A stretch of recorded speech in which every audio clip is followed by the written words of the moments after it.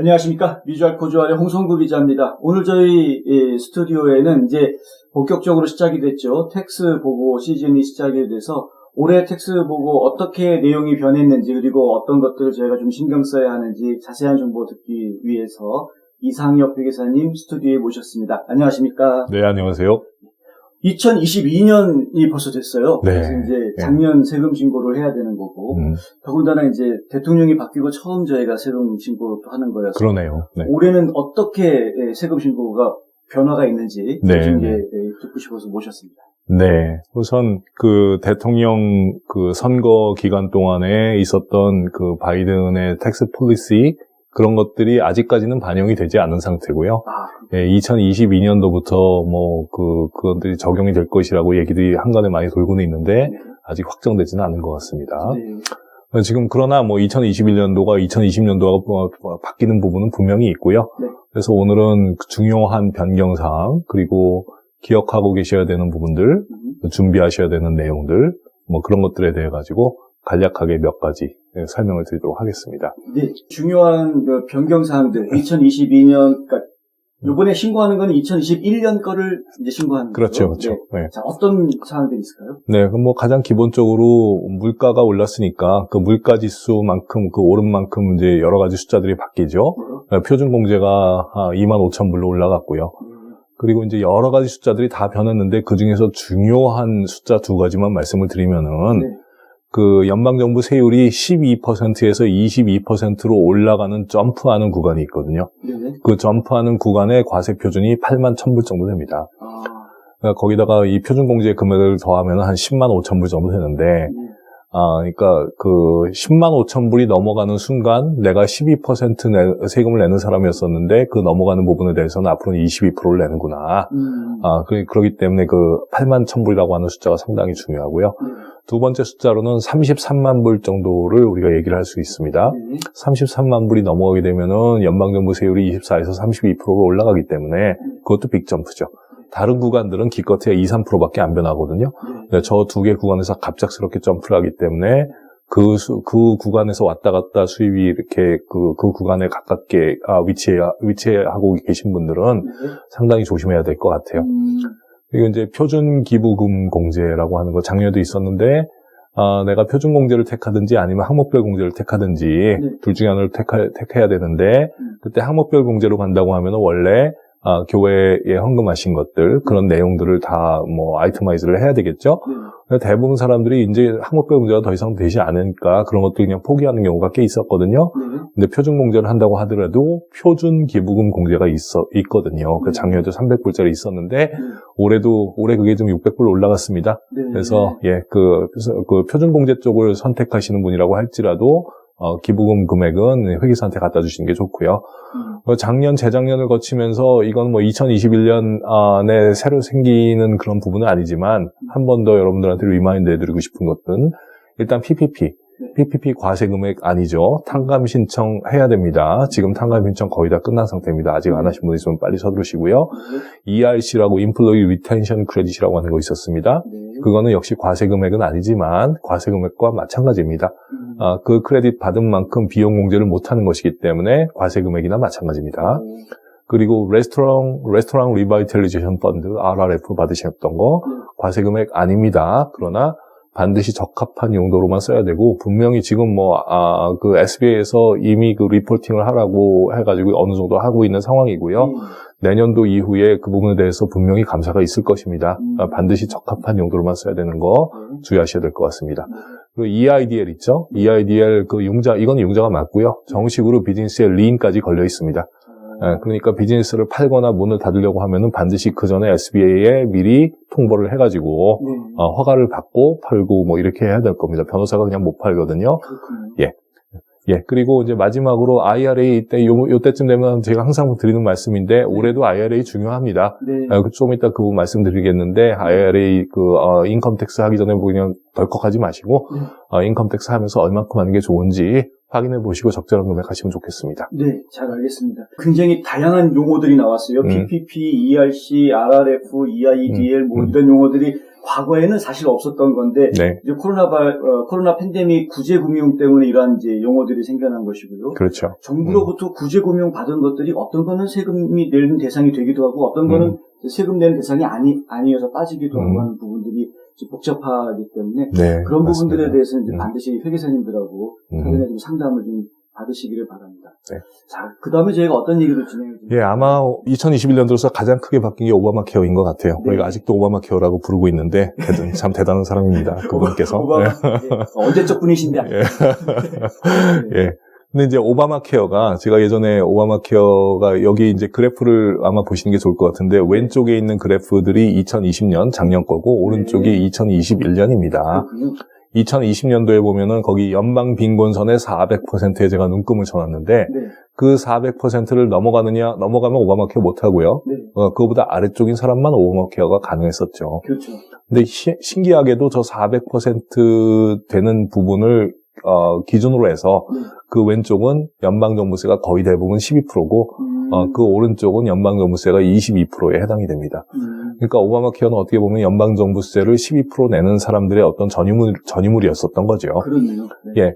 그래서 이제 근데 오바마 케어를 우리가 만약에 세금으로 생각을 하면은 그 세율이 자그마치 25%씩이나 됐었던 겁니다. 오히려 세금이 더 많이. 예, 세금보다 더 많았던 거죠. 그러니까 그 그래프에서 보면은 12% 존에 있는 사람이 만약에 오바마 케어를 갖고 있었더라면은 주정부세 5.5%, 연방정부세 12%, 오바마 케어 25% 합치면은 43%. 43%의 세금을 내고 있었던 겁니다. 어마어마한 거죠. 차라리 그 위쪽에 있는 사람은 22에다가 5.5 더하면 28% 정도밖에 안 되는데 거기 아래쪽에 있는 사람이 세율이 더 높았었던 거죠. 세금이 더 많지는 않습니다. 세율이 높을 뿐이죠.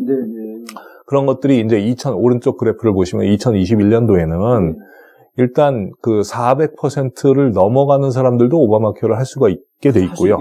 예, 할 수 있게 바뀌었고 그리고 그 오바마 케어를 세금이라고 봤을 때 세율도 굉장히 떨어져가지고 8.5%, 예, 8.5% 플랫 8.5%가 돼버렸습니다. 그러니까 굉장히 낮아진 겁니다. 정말 많은 사람들이 지금 오바마 케어를 가입을 하고 있고 2022년도도 많이 가입을 했거든요. 그래서 아마 중요한 화두가 될 것 같고요. 예전에 연방정부 12% 존에 있었던 사람들은 이제는 더 이상 25%가 아니라 왜 저런지는 모르겠지만 저희가 계산을 해보면은 한 7%에서 19% 사이로 이렇게 좀 변합니다. 줄어들었나요? 예, 많이 줄어들었습니다. 예, 그렇다고 하더라도 여전히 오바마 케어를 세금으로 봤을 때 세율 전체적으로 굉장히 높은 거거든요. 다 합치면 거의 40% 가까이 합니다. 그래서 IRA의 효과가 40%, 아직도 40% 정도의 효과가 있다고 하는 거 명심하시면 좋겠습니다. IRA 효과라고 지금 말씀해 주셨는데요. 예. IRA가 이제 트래디셔널 IRA를 말씀을 드리는 거죠. Individual Retirement Account고요. 본인들이 어디 은행에 가서 하셔도 되고, 뭐 뱅가드 같은 데서 사셔도 되고, 잘 아는 에이전트 통해 가지고 사셔도 됩니다. 그래서 그 IRA가 내 은퇴 계좌에다가 돈을 갖다 쌓아놓는 것인데, 그 IRA에다 돈을 집어넣으면은 집어넣은 것만큼 내 수입이 줄어들죠. 수입이 줄어드니까 그것만큼 연방정부세, 주정부세 줄어들고요. 그리고 오바마 케어도 줄어듭니다. 그렇게 되는군요. 그러니까 다 합쳐가지고 줄어들기 때문에 굉장히 큰 효과. 지금 내가 만약에 갖다가 1,000불을 집어넣으면은 그 자리에서 세금이 400불이 없어지는 것이니까 선이자 40% 받는 거하고 똑같죠. 예, 대단히 중요하니까 IRA 명심하셨으면 좋겠습니다. 잘 알겠습니다. 일단은 지금 오바마 케어를 이용하시는 분들 이 대상도 훨씬 넓어졌고 그리고 또 실제로 가입하시는 분도 많아지셨기 때문에 그분들 같은 경우 반드시 그 IRA에 대해서 꼭 좀 챙겨서 신경을 좀 써주셔야 되겠다라는 말씀까지 제가 드릴 수 있을 것 같고요.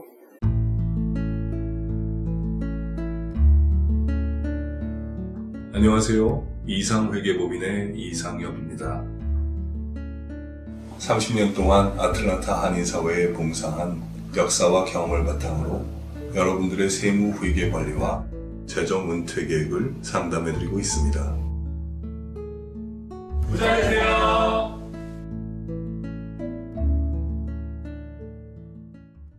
자, 다음에 저희가 신경 써야 되는 부분이 아마도 뭐 작년에 워낙 많은 일이 있긴 했지만은 여러분들이 기억나고 있는 것들이 우선 해고수당 unemployment benefit일 거예요. 받으신 분들 많죠. 2021년도 중에 받으신 분 많았는데 2020년도는 그걸 받았다고 할지라도 그 원래 taxable income이거든요. 과세 금액이거든요. 근데 2020년도 한 해는 한시적으로 좀 봐줬습니다. 1인당 1,200불까지는 과세 대상이 아니다. 그렇죠. 예, 그래서 굉장히 많은 사람들이 받았음에도 불구하고 세금 안 냈었거든요. 네. 올해는 그거 없습니다. 그래서 예, 2021년도에는 받은 것만큼 다 납세, 과세 기준이기 때문에 조심하셔야 되고요. 저걸로 해가지고 인컴이 올라가면은 오바마 케어도 같이 올라갑니다. 포뮬라상. 그러니까 조심하셔야 되고, 그런 분들일수록 더욱더 IRA에 신경 쓰셔야 됩니다. 다음에 이제 3차 재난지원금이 있었습니다. 3차 재난지원금. 1인당 1,400불씩 작년도 2020년도 한 3월 달에서부터 한 5월 달, 7월 달 사이? 그때 이제 나왔는데, 저거 얼마 받았는지 정확하게 모르고 계시는 분들 꽤 많아요. 워낙 사방에서 많이 주니까. 예, 근데 그 금액 있어야지만 세금 보고합니다. 조금 있다가 지금 아마 나오고 있을 건데, IRS에서, 레터 1444C, C가 3차란 얘기죠. A는 1차, B가 2차, 1444C. 그 통보가 올 겁니다. 올 것이니까, 거기에 적혀 있는 금액으로 정확하게 세금 보고할 때, 회계사한테 자료를 주셨으면 좋겠습니다. 네. 1444C 이미 받으신 분도 계신 건가요? 저는 아직 받은 사람 모르는. 아직 못 받으시네. 하여간 그거 온다고 하니까요.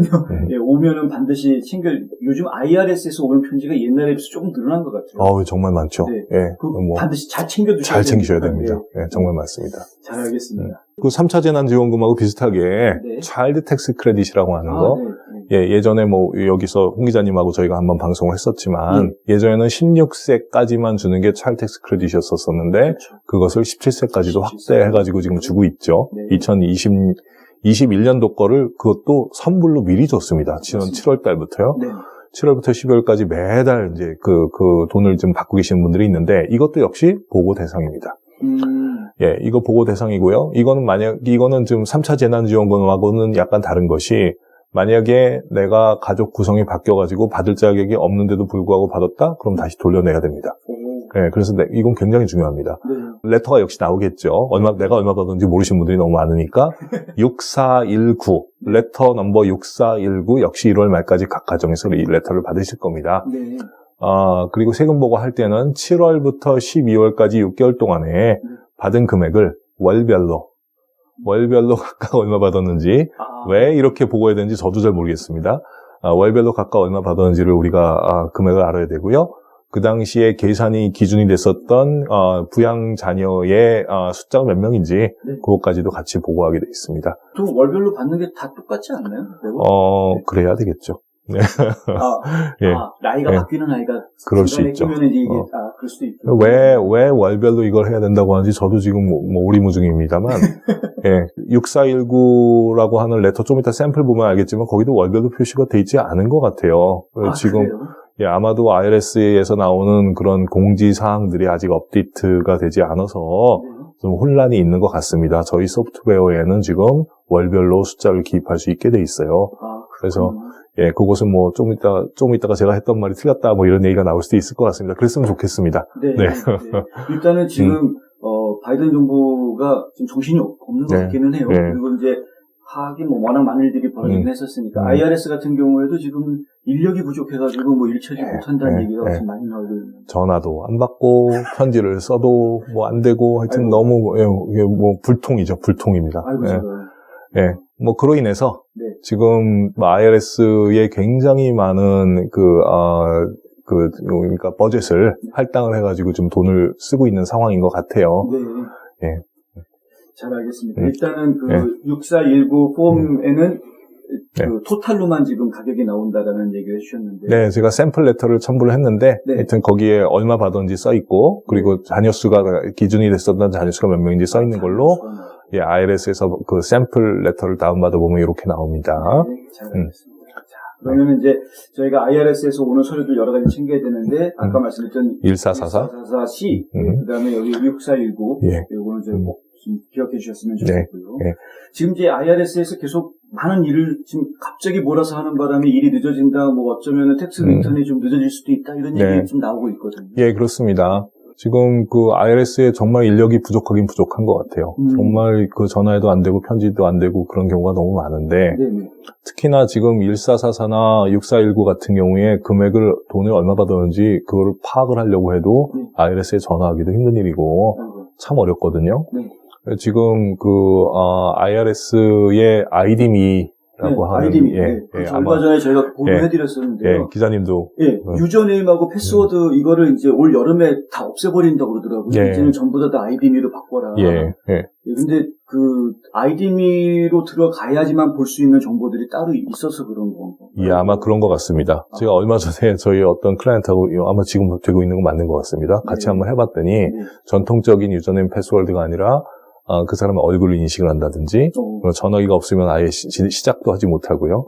그리고 텍스트와 이메일을 통해 가지고 모든 것이 통신이 되는 새로운 어떤 그런 툴인 걸로 보입니다. 그래서 같이 어카운트를 만들어 봤는데 한 20-30분 정도 시간 걸리고요. 꽤 오래 걸리는데요? 예, 그러나 한번 만들어 놓으면은 굉장히 편리해지는 부분이 많을 것 같습니다. 예를 들어서 작년에 내가 세금 보고했었던 그 세금 보고서 카피를 누군가한테 보여줘야 될 경우가 굉장히 많은데 그 카피가 진본인지 아닌지를 파악하기 위해 가지고 IRS에 거꾸로 한 번 더 검색해보고 이런 거 하다가 보면은 융자가 자꾸 늦어지고 여러 가지 일이 많이 생기거든요. 근데 이건 IRS에서 직접 IRS 스탬프가 찍혀 있는 데이터를 뽑아내는 것이기 때문에 그런 불편함이 전혀 없습니다. 그래서 그런 부분이 있고 또 1444나 6419 같은 걸 편지를 받지 못했다고 할지라도 요 안에 들어가가지고 해보면은 거기 숫자가 다 써 있으니까 그걸로 세금 보고하는 거가 훨씬 더 이제 편안해지는 거죠. 그리고 혹시나 내가 IRS에 밀린 돈이 있을 경우에 내야 되는 세금이 있을 경우에 그거의 현재 상태는 얼마인지 라든지 아니면 뭐 몇 년 전에 뭐 세금 보고했었던 거 자료를 좀 받고 싶은데 어떻게 하면 되는지 들어가 보면은 다 받을 수 있는 걸로 되어 있습니다. 그러다 보니 아마 시큐리티가 굉장히 중요한 상황인 것 같고요. 그래서 얼굴 인식까지도 하고 그런 것 같습니다. 이제 보통은 이제 저 같은 경우도 그런데 회계사님한테 다 맡겨놓고 사실 신경 안 쓰고 살고 있잖아요. 예전에는 아이디하고 비밀번호만 알면 다 알아서 하시는 거였는데 그 아이디미 하게 되면 꼭 제가 가가지고 얼굴을 내밀어야 되는. 그 예전에 아이디 유저네임 패스워드 받던 시절에도 그 간단한 시험을 봤었어요. 본인인지 아닌지 확인을 하기 위해서 뭐 3년 전에 샀었던 자동차가 뭐 현대인지 토요타인지 뭐 이런 거 물어보고. 요즘은 그건 없었더라고요. 얼굴 인식을 하니까. 근데 이제 만약에 이 아까 얘기했었던 1444나 6419 같은 것들을 제대로 받지 못하시는 분이라고 하면은 도저히 그거 알아낼 방법이 없다. 그러면은 이 아이디미를 어떻게든지 한번 만들어 보시고 한번 만들면 평생 가는 거죠. 정 안 되시면은 회계 사무실에 부탁을 하시면은 도와드리겠습니다. 들으셨죠? 이제 도움 받으실 필요 있으신 분들은 그리고 아시는 분들 아시겠지만은 영 이 셀폰 이거 사용하는데 익숙하지 않으신 분들 계시니까 그런 분들은 도움을 좀 받으실 수 있겠고요. 아이디미 없이는 안 되는 건가요? 무조건 해야 되는 건가요? 여러 가지로 뭐 다 그 웹사이트에 링크가 여러 개 걸려 있는데 클릭하다 보면 결국은 아이디미로 가더라고요. 그래서 이제 그 이후에 뭐 지금 홍 기자님이 너무 잘 알고 계시겠지만 여러 번 방송도 하신 걸로 알고 있습니다. 지금 빌드 백 베러라고 하는 법안이 이게 아예 없어질 것인지 어떻게든 수정해가지고 통과할 것인지 웨스트 버지니아의 어떤 상원 의원이 뭐 바른 말을 해가지고 그렇게 되고 있는 상황 뭐 많이들 알고 계시는데 이 빌드 백 베러에 사실은 그 바이든 정부의 텍스 폴리시가 다 거의 다 녹아 들어가 있었습니다. 근데 그게 통째로 다 거부가 된다고 하면은 우리는 그동안 도대체 뭘 한 건지 자괴감이 생기는데 그게 만약에 통째로 거부가 된다고 하면은 뭐 예전하고 똑같이 될 수도 있겠지만 그렇게 이루어질 것 같지는 않습니다. 어떻게 해서든지 변경이 될 것 같고요. 그거는 나중에 이제 이 법안이 어떤 형태로든 변경이 돼가지고 통과를 하고 나면 홍 기자님하고 다시 한번 분석을 해보고 해야 될 것 같은데 거기에 나와 있는 것 중에서 이제 중요한 항목 하나를 좀 말씀을 드리려고 합니다. 2021년 세금 보고하고 관계가 있는 일이거든요.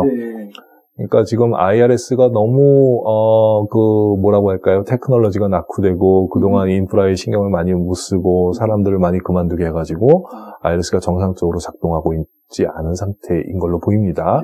그래서 IRS에 장기적으로 10년 동안 88빌리언 달러, 한 100조 원 정도, 100조 원 정도를 투자를 해서 그 IRS의 어떤 뭐 기능을 정상화를 하겠다. 그리고 감사를 제대로 하겠다. 감사 제대로 하는 건 이건 좋은 소식이 아니에요. 겁나는 얘기. 그래서 저 88빌리언 중에서 지금 45빌리언이 인포스먼트 쪽, 그러니까 감사와 그쪽에 할당이 됐다고 하죠. 그래서 그렇게 해서 더 거치는 세금이 한 125빌리언 정도, 투자 대비 한 3배 정도, 뭐 사실은 투자 효율이 너무 안 좋은 거죠. 예, 그렇게 거칠 거라고 예상하는데, 네. 주로 고소득자한테 집중될 걸로 보이지만, 네. 그 반면에 IRS 감사는 그런 식으로만 이루어지지 않거든요. 저소득 가구라고 할지라도, 아니면은 그 일반 가구라고 할지라도, 지금 우리가 얘기 많이 나오고 있는 것들이 이제 차일드 텍스 크레딧, 네. 이거 워낙 지금 화두가 되고 있잖아요. 네. 그리고 earned income tax credit, 그동안 뭐 많이 나왔어요. 근로소득 세액공제, 네. 흔히 이제 저소득 가구 뭐 세액공제라고 알고 그렇죠. 있는, 네. 예, 그 두 가지 항목에 대해서도 사실은 굉장히 그동안 프로드가 많이 있었거든요. 네. 그러니까 결국은 이제 그런 이슈인 거죠. 그 아이가 네 아이가 맞냐 하는 부분이죠. 예, 그러니까 자녀분들의 같이 나하고 거주했었다고 하는 거주지 증명, 예, 그것들이 지금까지도 그랬지만 앞으로도 굉장히 중요해진다는 것입니다. 그러니까 자녀들이 얘가 나하고 살았기 때문에 내 디펜던트다라고 하는 걸 증명할 수 있는 서류가 예를 들어서 재학증명서라든지 네. 아니면 건강보험 서류라든지 성적표, 엄마한테는 안 보여줘도 회계사한테는 보여줘야 되는 성적표, 그리고 뱅크 스테이트먼트, 예. 그리고 학비 서류, 뭐 1098T, 뭐 이런 것들이 굉장히 중요합니다. 그래서 이런 것들을 회계사한테 갖다 주셔야 되는 이유가 회계사가 이 서류를 보관을 해야 되거든요. 회계사가 보관하게 되어 있습니다. 회계사 사무실도 별도의 감사를 받습니다. 저게 없으면 회계사도 혼나고요. 그거를 제대로 갖추지 못했었다고 하면은 그 사람도 나중에 문제가 생깁니다. 그러니까 회계사한테 갖다 주고, 그리고 회계사들도 그런 질문을 이제 올해부터 뭐 아마 추가된 것 같은데, 작년인가 올해인가 추가된 것 같은데, 이런 서류가 없다고 할지라도 이 서류, 혹시나 감사를 받았을 경우에 이런 서류를 본인께서 나중에 제출할 수가 있습니까? 없습니까? 네. 그걸 물어보게 돼 있고 그 답변을 또 써야 됩니다. 세금보고서상에. 예, 그러니까 이제 그런 부분을 굉장히 조심하셔야 된다. 네. 괜히 이런 거 정말 감사가 많이 나올 것 같거든요. 지금 돈 낸다는 얘기는 2021년 세금 보고서를 감사를 그만큼 할 수 있다는 얘기입니다. 저는 그렇게 생각합니다. 그래서 그런 거가 있고요. 특히나 또 자영업자들. 네. 자영업자들은 월급쟁이가 아니기 때문에 자영업에서 생긴 수입 같은 것들은 은행에 들어간 돈이 얼마고 그 돈에서 비용 처리를 했을 때 결과적으로 남는 돈이 얼마고 이런 걸로 자영업자의 수익이 결정이 되는 거잖아요. 그러니까 W2에 비해 가지고 굉장히 어떻게 자의적으로 이렇게 손을 대가지고 뭐 이렇게 바꿀 수 있는 여지가 좀 많은 부분입니다. 당연히 감사 가능성이 굉장히 높습니다. 그래서 그런 경우에도 내가 뱅크 스테이트먼트라든지 아니면 누군가한테 1099을 받았다든지 뭐 어떤 사람들은 있지도 않은 수입을 보고하려고 하는 사람들도 있으니까요. 예, 그렇게 하면 뭐 리펀드가 나오니까. 네. 예, 그리고 뭐 수입과 비용 같은 거를 정리를 해가지고 내가 어떤 자료를 근거로 이 세금 보고를 할 때 자영업 수입을 보고를 했는지 이런 것들에서 증명서를 갖추는 게 아주 필수적입니다. 네. 그래서 이제 어느 때보다도 감사 가능성이 높은 때이기 때문에 지극히 조심하셔야 되고요. 그러니까 고소득자의 개념은 뭐 어디인지 모르겠는데 여기저기서 흘러나오는 개념 걸로 봐서는 50만 불 설이 있고 100만 불 설이 있는데 네. 예, 40만 불 아니고요? 50만 불짜리 40만 불도 어디서 들어본 것 같습니다. 40만 골프는 바이든은 40만. 그랬었죠. 월급 많이 받는 사람은 40만. 예, 여기서 얘기하는 그러니까 IRS 감사 기준이 되는 이 고소득자가 뭐 아마도 제 생각에는 100만 불 기준이 제일 더 맞을 것 같아요. 여기저기서 흘러나온 얘기들 보면은 100만 불 넘어가시는 분들은 정말로 지극히 많이 조심하셔야 될 것 같고요. 네, 그렇습니다. 잘 알겠습니다. 일단 세금 감사를 좀 확대할 것 같다라는 이야기는 올해만 그런 게 아니라 이제 앞으로 계속. 그렇죠. 네. 예, 향후 10년간이라고 써놨으니까. 계획을 하고 있는 거라서. 예. 조심하셔야 되는 거죠. 예. 잘 알겠습니다. 서류 준비에 지금 예전보다는 좀 더 민감하게 신경을 좀 써주셔야 되겠다는 거. 특히 자영업 하시는 분들 그동안 대충 했던 것들 좀 조금 더 신경 써서 자료를 좀 준비해 주셔야 되겠다는 말씀 드려야 될 것 같고요. 그렇군요. 전반적으로 판단하실 때는 이제 세금 내는 비용이 작년에 비해서 올해 좀 더 내게 될 것 같으신가요? 아니면? 저는 전반적으로 굉장히 줄어들 것 같습니다. 줄어들 것 같아요. 예, 일단은 그 오바마 케어 이미 뭐 많은 사람들이 뭐 오바마 케어와 관련해가지고 미리 서브시디를 받고 있는 상황이기도 하지만 오바마 케어 세율 자체가 줄었고요. 그러니까 차일드 텍스 크레딧도 줄었고, 그리고 인플레이션 때문에 이런 각종 숫자들이 돈이 얼마 이상 넘어갔을 경우에 몇 퍼센트 이상을 낸다, 이런 숫자들이 전부 다 완화가 된 거거든요, 거꾸로. 그래가지고 세금 자체로 따지면 작년보다 좀 줄어들 가능성이 있고요. 반면에 어닝플로이먼트가 이제는 더 이상 작년에는 난택서블로 받았었는데 이제는 더 이상 그게 아니다, 이런 거가 있기 때문에 어닝플로이먼트 받으신 분들은 좀 세금 내실 각오를 좀 하고 계셔야 될 거고요. 대부분의 경우에 어닝플로이먼트 받을 때 보면 세금 미리 띄고 받거든요. 그렇죠? 미리 띄고 받거든요. 그래서 그렇게 큰 타격은 아닐 것 같고, 전반적으로 보기에는 세금이 좀 줄지 않을까, 내시는 세금은 그렇게 생각하고 있습니다. 네. 잘 알겠습니다. 일단은 그래도 지난번보다는 세금을 조금 줄어들지 않겠느냐라고 전망을 해주시니까 네. 마음은 좀 편해지긴 합니다. 하지만 감사가 강화된다는 다시 한번. 네. 잘 알겠습니다. 자, 오늘 좀 도움이 되셨는지 모르겠습니다. 새로운 그 세금 보고 준비 사항들 작년하고 비교해서 어떤 변화가 있는지 좀 정리를 해드렸고요. 오늘 도움 말씀 주신 이상엽 회계사님 정말 감사합니다. 예, 감사합니다.